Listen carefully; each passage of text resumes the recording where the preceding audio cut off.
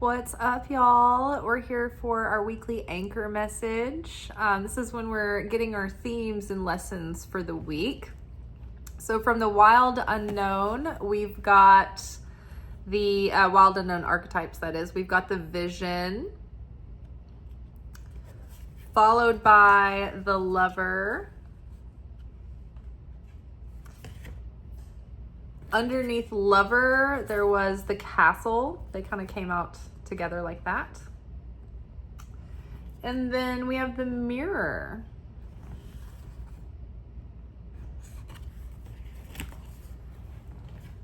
Underneath vision, we have 3 of Pentacles. In the middle of the lover and the castle, we have strength, or at the bottom of it.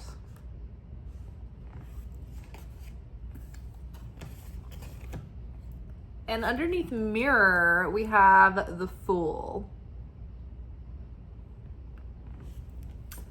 All right, so the vision here with the 3 of Pentacles, it's like, you know what? First, I'm going to pause before we get into discussing the cards, and I'm going to let you guys see the spread and hear the audio of the writing as you can look at the cards, and then we'll come right back and we'll unpack them. This week, the collective grows closer, tighter, stronger, as we join our hearts, minds, souls, and hands to work together towards our common goals of unity, harmony, and liberation. In these times of tribulation, it can feel all too tempting to withdraw, shut in, and isolate. We have to resist the urge to hide and show up for our communities as vessels for sharing. We must find strength and refuge instead, in the faith and certainty that God is with us, leading us, guiding us, providing for us every step of the way. When we fortify ourselves beyond healthy boundaries, it's in bondage to fear and scarcity. And that fear and scarcity seeps in everywhere. All the good ones are taken. That could be risky. There's not enough. They're not going to be enough. I'm not enough. When we rely on our own strength, we shut down and crumble under the weight of all that is out of our control. This is where the ego's love of control and grandiosity leaves us, broken down and isolated in a compromised fortress of defense mechanisms, and no safer for it. When we empty ourselves of this notion, we are liberated by humility in the revelation that so little is in our control, and that ultimately God is our fortress, our refuge, and our strength. Our job is to see through the lies and distortions of the ego and instead choose love, choose unity, choose compassion. We must awaken to the understanding that we each are God's hands and feet, and it is our solemn purpose to serve one another and love one another. Through this unity, we maintain our connection and covenant with God. This is the consciousness and vibration that channels miracles. When we are divided and at odds, we cut ourselves off from our connection and become vulnerable to chaos and negativity. Love is growing in masses. Keep loving. All right, we back. Okay, so now having taken that in and thinking about that, we've got the vision here with 3 of Pentacles. It's like plain as day that we're working together toward a common vision.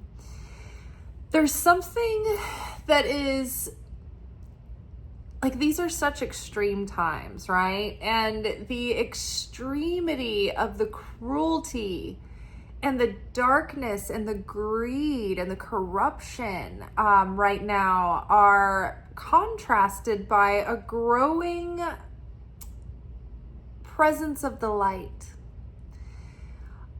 the backlash of this small population that are so dark and toxic and twisted are actually causing a backlash of a deeper love of brotherhood of humanity in one another. I think that there are more and more waves, droves of people awakening and feeling depths of compassion and care for one another that they haven't ever felt before. And we are being faced with a moment that hasn't been, dealt with in generations, this kind of level of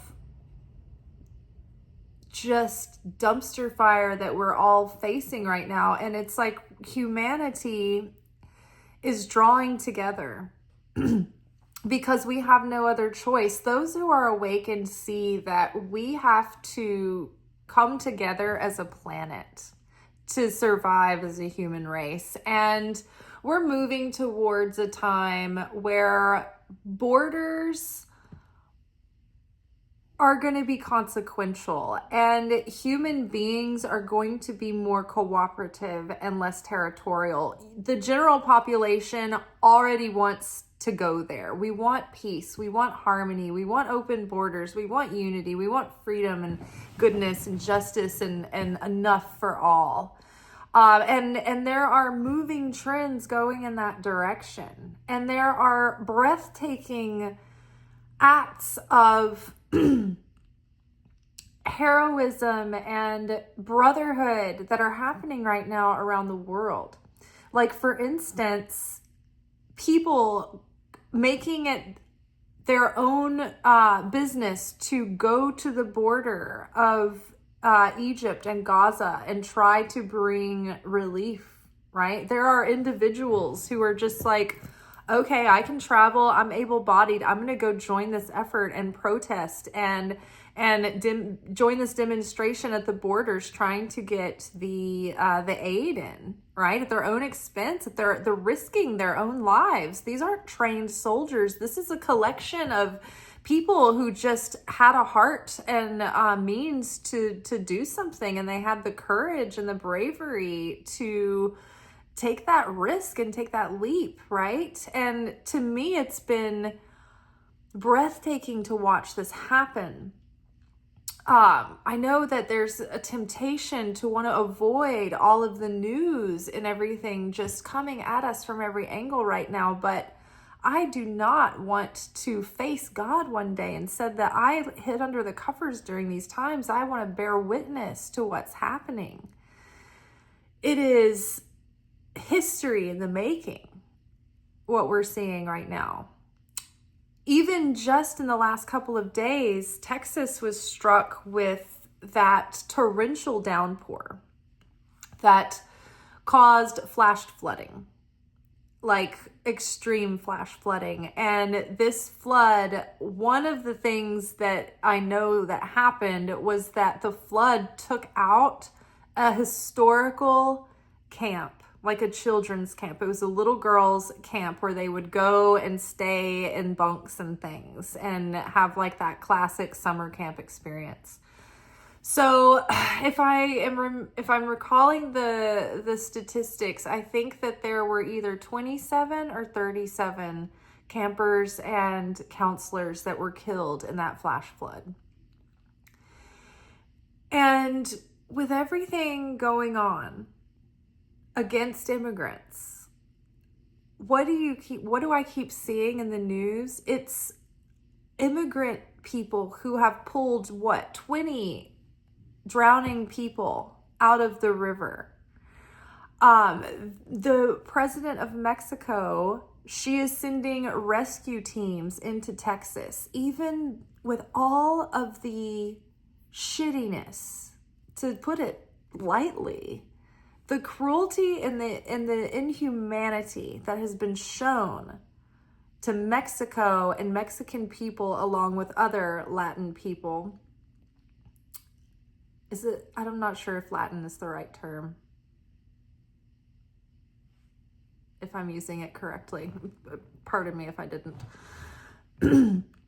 But after all the cruelty that has been shown to Hispanic people, the Mexican president sent people to rescue people in Texas. Texas is a very red state.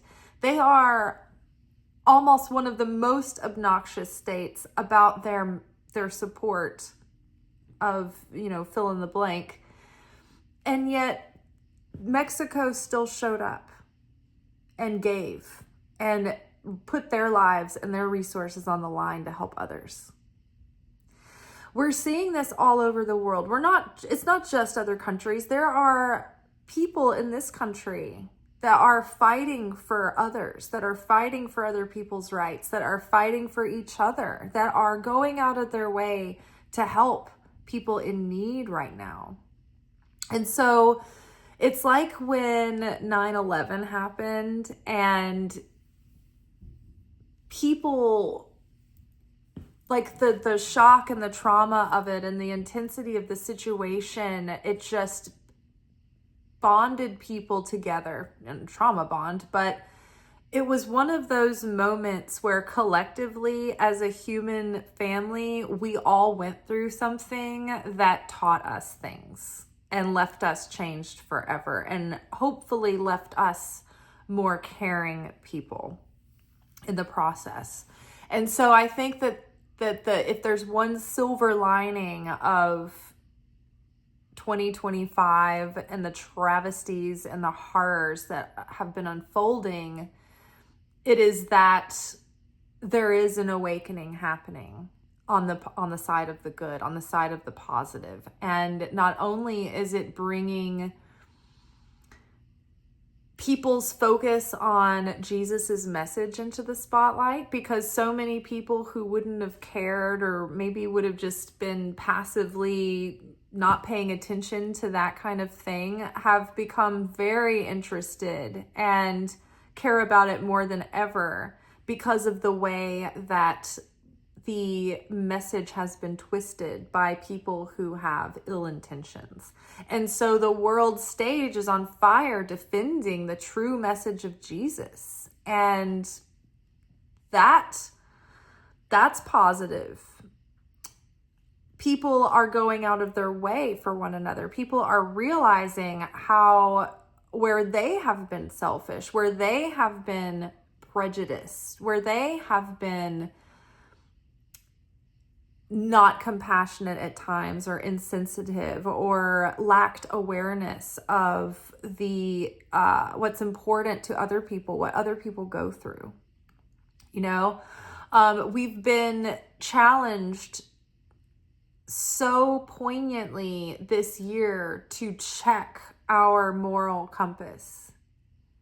And we are not only checking that moral compass, but people are being shown for what they're really made of and what they're not made of and who they really are. So all this to say, there is a common vision, a future that we are all binding together and hoping for, and fighting for, and believing for, and praying for, right? And there's more of us than there are on the dark side. And the light always wins. The light always wins. Now, in this intensity, it can be really tempting to want to fortify ourselves, to want to shut down, to want to hide, to want to lock ourselves up and not leave the house, not turn on the TV, not talk to anybody, just hunker down, because not only to avoid what's happening, but because it's also exhausting. And we have to be strong, because that's what the darkness wants. That's what the opponent wants. The opponent wants us to be exhausted and depressed and defeated and broken and give up and think, what can I do in the face of all of this? Right? And so the castle card can represent somewhere that represents, like, castles they're luxurious and they are opulent and they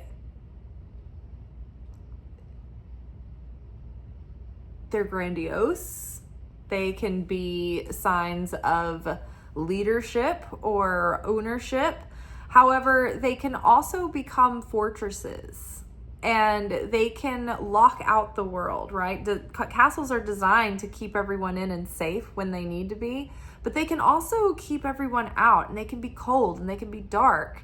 And so what we don't want to do right now is go hide in our castle and avoid what's going on right now, because we all have to work together in order to achieve this common vision.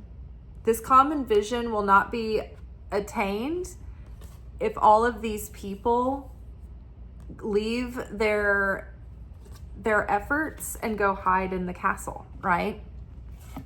So we can't numb out, we can't check out. We have to be strong.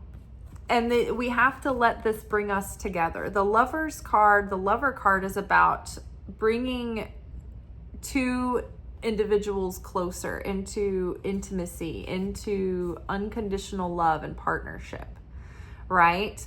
I mean, yes, this card does denote like this like romantic, ushy-gushy feeling, but I think in this context, within this reading, this is more talking about coming together, being brought together, instead of going into isolation and separatism, right? So what's happening is that even though we're having to live through these times, we are as a human family, the rest of us that aren't on the side of the opponent, we're coming closer together, and we're finding more love for one another, and we're learning deeper how to appreciate the commandment to love thy neighbor and to treat others the way that we would want to be treated.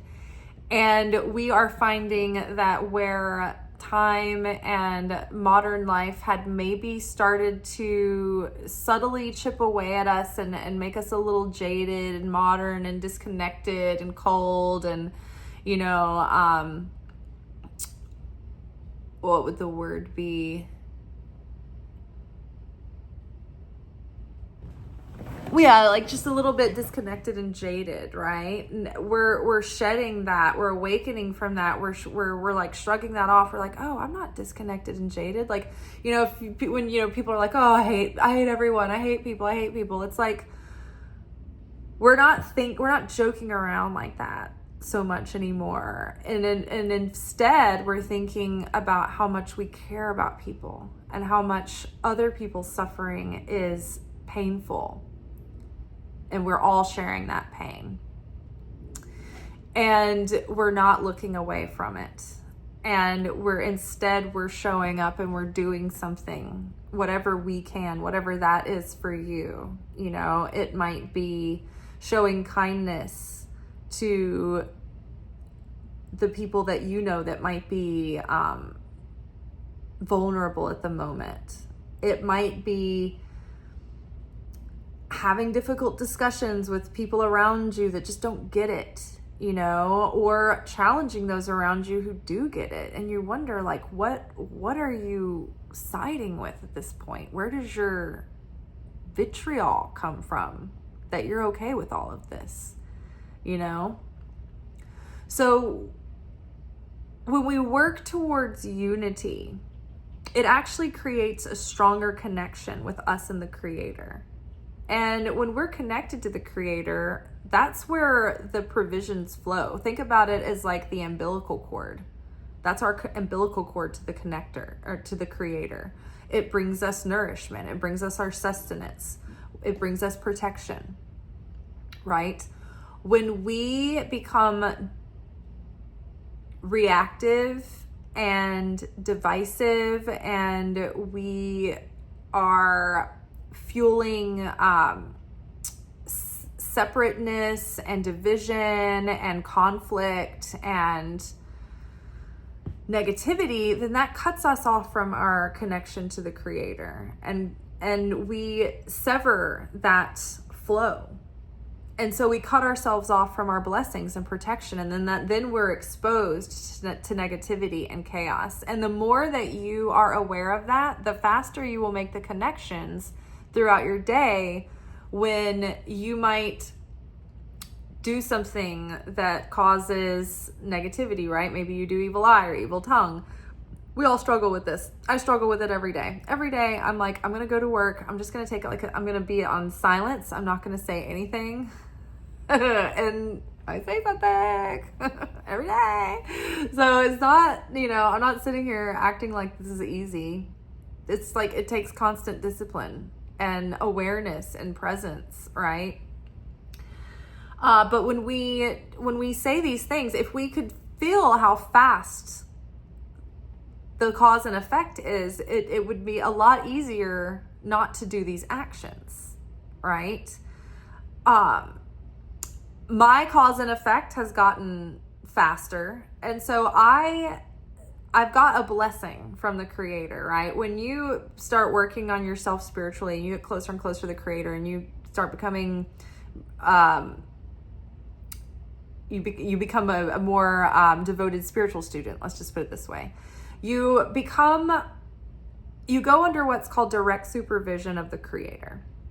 And so whereas the average person might do a bunch of shitty stuff and it seems like they just get away with it and there's no consequences, when a righteous soul starts doing negativity, it makes a much bigger dent and it makes a bigger impression on that scale, on the cosmic scale. And so it actually does more damage for a righteous person to slip into negative behavior.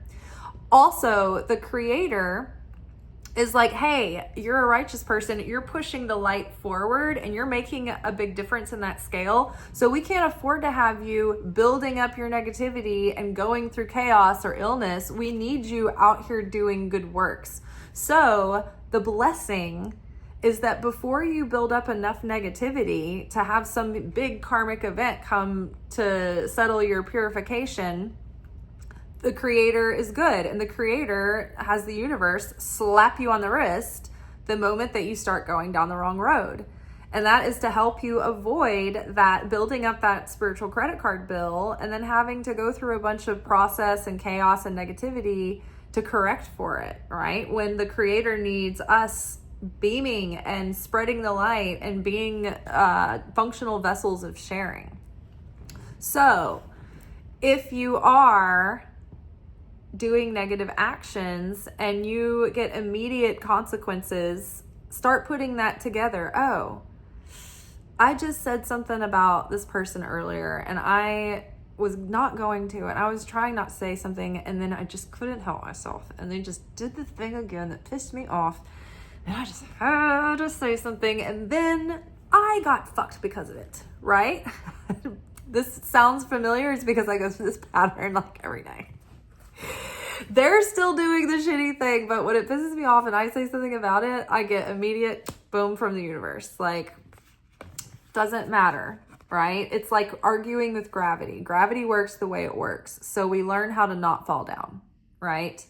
So in order to stay truly fortified, we can't really protect ourselves from all of this. You can't shield yourself just by avoiding every possible danger. We're surrounded by toxins and poison and surveillance, and everything everywhere is dangerous. And although some people do need to be extra careful right now, understood, if you're though a citizen who's having an average experience and you're not under direct threat, then we cannot fortify ourselves and hide away. We need to be in the mix, being God's hands and feet and helping one another. And so what happens when we get fortified, right? When we go into, I'm going to use another word, isolation. When we want to become a shut in and stay in and avoid, and we get less social and we avoid doing things because, it just starts to scare us and we're scared of everything. Like, oh, no, I don't want to drive on the interstates. People are crazy drivers and, nobody's paying attention and it's just so scary. And it's like, it starts to limit you, right? And it comes from scarcity and fear and lack. And so it comes from the ego. This is definitely a distortion. The mirror here can be a reflection, but it can also be a distorted view. So the ego wants to distort, right? And so, we start to have a smaller and smaller life because we're afraid. We're afraid we're not going to be protected. We're afraid that we're not going to be enough. And it spills out everywhere, right? Whether it's going out and meeting people or driving somewhere or not going out at this time of day because it's dangerous at night or being reluctant to date because, oh my gosh, the people out there in the dating world these days, you know what I mean? Like, or I won't be enough, or they won't be enough, or it's going to be disappointing. We can try to protect ourselves to the point where we are prisoners of our own making. And then we collapse under the weight of it because we're like going around like control freaks, trying to control all these things that we have zero control over. The best we can do is show up and do our best, right? To do our best to set ourselves up for, positive results. But ultimately, God is our protector and God is our provider. I do the things that I need to do. I lock my doors. I have insurance. I show up and do my best, right? But beyond that, I have to trust that God is going to protect me from getting a disease, right? I have to trust that God is going to protect me from burglars or from, a corrupt police department or a this or that. Like, ultimately, God is my provider and my protector. And so knowing that if I can keep that connection with God strong and secure, that is my fortress. That is my protection. That is my provision, right? When we are in a certain kind of vibrational state, the Holy Spirit can come around us and shelter us and provide for us. But when we make that disconnection, the Holy Spirit can no longer be within and around us, right? And so when we are in a state of faith and certainty and love and inner peace, and we are in that trusting state of love and goodness, the feelings, the vibe, what I'm getting at. We are then connected to the Creator. But when we become reactive and we become desperate and we become like affected by everything and oh my gosh, I've got to fix this right away. Something happened, or I need to answer them right away. Like this reactive behavior, triggered behavior. Thinking that we have to fix it all and do it all ourselves. We carry it all on our shoulders. It's the ego. It's the ego's illusions. We're not in that much control.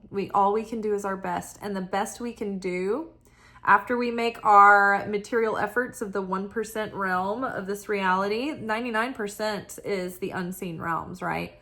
So we do our all of our 1% actions. We make our best effort in our physical ways. And then beyond that, we have our prayer, we have meditation, and we have scriptures, the Torah and the New Testament that we can study. And we can spend time in that. And when we spend time delving into the mysteries of the Gospels and the Torah, that actually puts protection around us.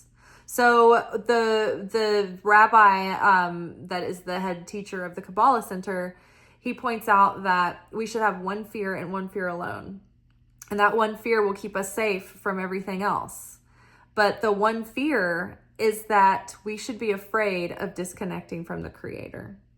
We should be afraid of doing evil eye or evil tongue or evil deeds or being reactive or hostile or temperamental, all of those things that cause our flesh consciousness, our body consciousness, our ego to come into the picture and take control over the flesh suit we have, then that cuts us off from the Creator. But when we are living and acting from our spirit, from our soul, and we are revealing the light of the Creator, and we are believing in the Creator, and we are certain that the Creator is with us at our side, even through the darkest times, even through the darkest trials and the darkest tests, the Creator is with us. and our angels are with us. And when we can hold on to that faith, miracles happen. Miracles happen. I watched a video today of a family at an immigration hearing, and when they were leaving to go get in the elevator, ICE came up and they tried to arrest them. And this man had no criminal record. It was like they were just reporting for their legal status. Like it was a family and like 2 children, and they tried to take the father, and the woman pleaded, and the children were crying, and they were like, why would you take him? He hasn't done anything wrong. Like, we haven't done anything wrong. And there were other people around, and they were like, look, you can use this as a discretionary moment. Just let these people go. Let these people go. And you guys, they let them go. Like, they let them go. They were going to take him. And even those people who have been trained to be hard, and you know what, they may not have been ICE, they may have been another government agency that had been roped into the process. Either way, those people left together as a family. And in that moment, they believed that God was not going to tear them apart. And they didn't just resign themselves in complete devastation and despair. They fought even gently, and they didn't make a big, they weren't resisting and violently or anything. They were just pleading with their whole heart, and they got to walk away. So just remember that connection is what protects you. It's not anything that we do our best, and it's not to say that we can be complacent and that we can take our hands off the wheel and, I don't have to do anything because God's going to take care of it, because that's how we get in the messes that we get in. We have to take ownership. We have to take responsibility.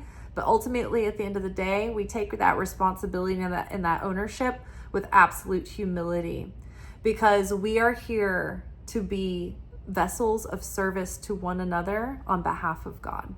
We are here to channel God's love and God's light through the physical. God can come in and do, miracles, but ultimately this realm is here for us to awaken our souls, to correct our souls. We're facing the tests here. So we have to participate in the sharing of the light, in the channeling of miracles. We are many times the angels that God sends to help each other, right? But we have to be here and showing up and willing to do it. We have to be the vessel. And so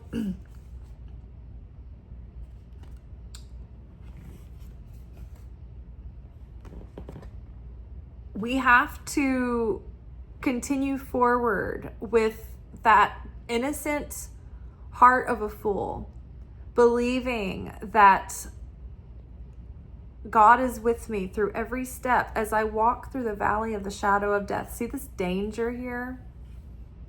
The fool doesn't see it lurking. They've got their eyes up on the light, right? Danger is lurking. But we have to maintain the levity and the light and the goodness and the joy and the willingness to take a risk, to go out on a limb and to walk an edge right now. We're all having to walk on this precarious ledge at this moment in time. And if we trust God and we set our hearts in the right direction, then grace will help us in the moments where maybe we got it wrong or we made a mistake. But overall, we are headed in the right direction, and we're headed in the direction of love, and we're headed in the direction of sharing and showing up and revealing that light of the Creator in the world. If we hide our light under a bushel basket, the light doesn't get shown. The light doesn't get help. The light doesn't get to help other people, right? And our light, when we hide it away out of fear or scarcity or a lack of energy or motivation, we're hiding that light under a bushel basket, and we're keeping our talent that was entrusted to us, that other people need, right? We were given everything that we have as stewards of these abilities. We don't own them. They're not ours. We've been basically souped up, each of us. Pretend like you're a robot, right? And each of us have been given, applications and talents and skills and abilities by our Creator. We don't own our talent. We don't own our genius and our ideas or even our physical mobility. We're gifted that as grace. Every breath is grace, right? And so we appreciate that and we share that with the world, and we show up and we participate in life. We don't rot away in our bed, sad, tired. Oh, what's in it for me? Oh, I'm so miserable today. Instead, we get out and we say, you know what? How can I be helpful in the world? How can I be a beacon of light and sharing for the Creator? How can I help someone else in their experience today? And as we all become more like that, we get closer and closer to this vision of that Messianic age where, the Christ is awakened within us all, and the Messiah brings the end of pain and death and suffering in the world. But that comes from our love of one another and our unity, right? How do you think we're going to get there? We're going to have to change our attitude because we're all still in this together. So, we're going to have to learn how to awaken unity and peace. And, times are changing. And it's encouraging to see so many people waking up and caring. But we're still dealing with the dumpster fire. In the midst of it, it's like, okay, all right, people are starting to awaken, all right, but we still have a very critical scenario and critical circumstances on our hands, right?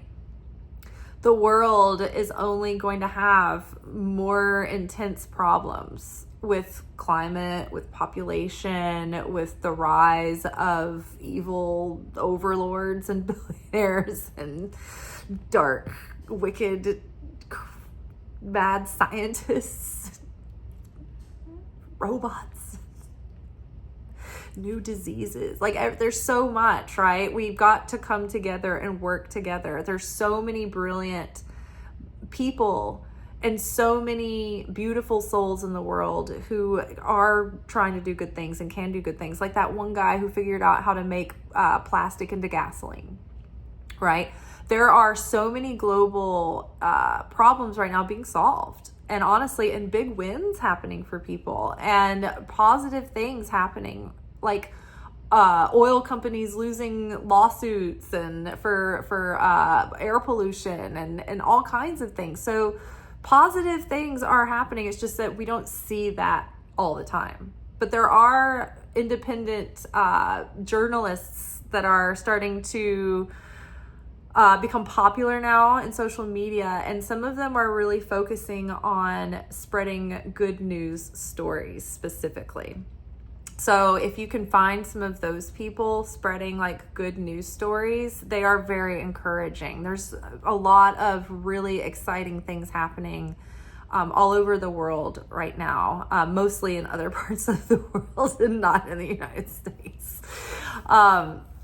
Yes, but people are putting their talents to good use in places and helping the planet and helping humanity and helping the animals. And so take heart for encouragement like that. All right, coming together for a collective vision. All right, y'all, that is all for tonight. Tomorrow we will be back for our weekly manifestation oracle message, and just keeping myself accountable without talking about it too much, but have been doing little steps and tasks towards starting a side project or an additional sort of project. Basically, I've been talking about having another account that gives more like organized spiritual wisdom, like whereas these are ongoing readings and we have so much evergreen wisdom that comes through that we talk about on this channel, but it's hard to go back and like find videos that talk about specific topics, right? So that's what I'm working on, is creating a platform to teach spiritual teachings. And I will still be doing these readings, but it might come to a point where I might have to like dial back and just do like take out like the Tuesday, Thursday readings and use that day for the other channel, or I don't know. I'm still working that out, but I'm in the process. I'm trying to do this in a conscious way where the launch is well thought out, for algorithm's sake, for all of it. Like this time around, knowing what I know about social media, I do not want another shadow banned stagnant platform. So I'm trying to do it right by everyone. But I'm excited about the progress that I've been making so far, just chipping away at it little by little. All right, well, that is all for tonight. I will say the 2025 prediction series is still a really great resource and tool to use for the year, just as far as keeping yourself on track in your soul growth and in your pursuit of your dreams and your desires. There are workshop questions that are paired with each video, and the workshop consists of a yearly overview with the Celtic cross spread and channeled messages and journal questions to help you work through the ideas and concepts. Then there are quarterly readings with also journal prompts to help you through your own process through what's coming up spiritually and in your mundane efforts. And then monthly readings that also come with journal questions that help you through your process through the months and help you prepare for upcoming, challenges and opportunities. And, challenges are really just opportunities, but they're just more annoying. They're even bigger opportunities, but you got to pay for them. They're really irritating, those challenges. So that's there, and that is $10, and you will just go through my link in my Stan store to get that if you're interested. All right, until then, peace, y'all. Ciao.